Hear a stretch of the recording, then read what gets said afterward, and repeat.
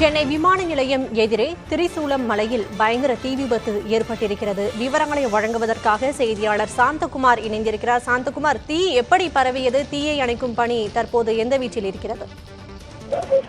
சக்தி, சென்னை விமான நிலையம் எதிரே திரிசூலமலை இருக்கிறது. இந்த திரிசூலமலையின் மலையடிவாரத்தில் 7:30 மணியிலிருந்து 8 மணிக்குள்ளாக புகை வர தொடங்கியது. இந்த புகை சற்று நேரத்தில் மளமளவென எரிந்து ஒரு பெரிய தீயாக மாறியது. இதனை அடுத்து அருகில் இருக்கக்கூடிய நபர்கள் தீயணைப்பு துறையினருக்கு தகவல் தெரிவித்தனர். அதனை அடுத்து அவர்களும் இந்த தீயை கட்டுப்படுவதற்கான முயற்சியில் ஈடுபட்டனர்.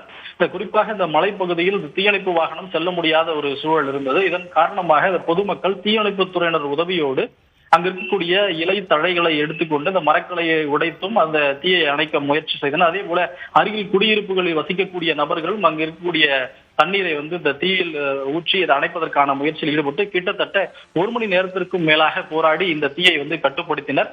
மேலும் இந்த தீயில் எந்தவித பாதிப்பும் ஏற்படாத இருக்கிறவர்கள் காவல்துறையினர் அங்கு பாதுகாப்புக்காக போடப்பட்டிருக்கிறார்கள். அதே போல மீனம்பாக்கத்திலிருந்து தீயணைப்பு துறையினர் வருகை தந்து அந்த தீயிலிருந்து புகை மேலும் அந்த தீ பரவக்கூடாது. ஏனெனில் மலைப்பகுதியில் இந்த தீ அணைந்தாலும் கூட சற்று நேரத்திற்கு பிறகு மறுபடியும் அது தீ அதிகப்படுவதற்கான வாய்ப்பு இருப்பதற்காக அது தொடர்ச்சியாக தீயணைப்பு துறையினர் கண்காணித்தார்கள். தற்பொழுது வரை முற்றிலுமாக தீ கட்டுப்படுத்தப்பட்டு அங்கு இயல்பு நிலை திரும்பி இருக்கிறது. சக்தி, விவரங்களுக்கு நன்றி சாந்தகுமார்.